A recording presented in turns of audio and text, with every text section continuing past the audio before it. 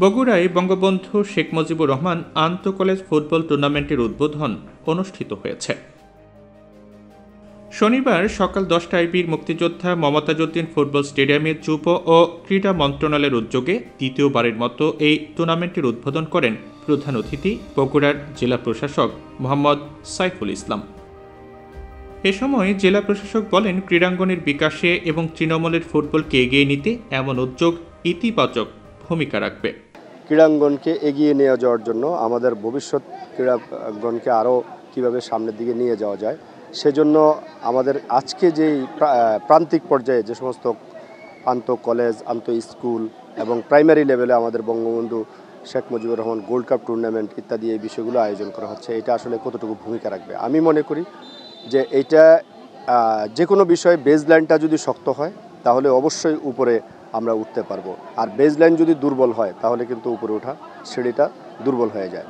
জেলা প্রশাসন ও জেলা ক্রীড়া অফিসের আয়োজনে এবং জেলা ক্রীড়া সংস্থার সহযোগিতায় উদ্বোধনী অনুষ্ঠানে সভাপতিত্ব করেন অতিরিক্ত জেলা প্রশাসক সার্বিক মেজবাউল করিম। এদিন অনুষ্ঠানে বিশেষ অতিথি ছিলেন অতিরিক্ত police super DSP Mohammad Motahar Hossain ও জেলা ক্রীড়া সংস্থার সাধারণ সম্পাদক মোহাম্মদ মাসুদুর রহমান মিলন সিআইপি। বাংলাদেশে মাদক সন্ত্রাস নৈরাজ্য ইফটিজিং সহ যে সমস্ত ব্যাধিগুলো এ দেশকে অগ্রগতির পথে অন্তরায় হবে, কারণ অগ্রগতির পথে অন্তরায় এই কারণেই হবে যে এই যুব সমাজ কিন্তু এই কাজগুলো করে থাকে। যেমন ধরে নেন, একটি গুজবে ফেসবুকের স্ট্যাটাসে অনেক ধরনের নৈরাজ্যকর কাজ সৃষ্টি হয়। যদি এই ছেলেপেলেগুলো খেলার মধ্যে থাকে তাহলে এই মাদক কিন্তু নিয়ে এই পুলিশ ও প্রশাসনের এত ধরার জন্য ব্যস্ততা থাকবে না। সেবন যদি কম হয় তাহলে এটির প্রবণতাটাও কম হবে।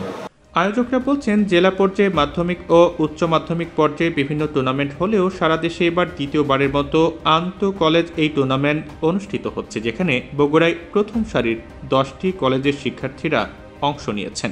যুব ক্রীড়া মন্ত্রণালয়ের উদ্যোগেই এবং আমাদের ক্রীড়া পরিদপ্তরের আয়োজনে জেলা ক্রীড়া অফিস যেটি ব্যবস্থা করেছেন এবং জেলা প্রশাসন সহযোগিতা করছে।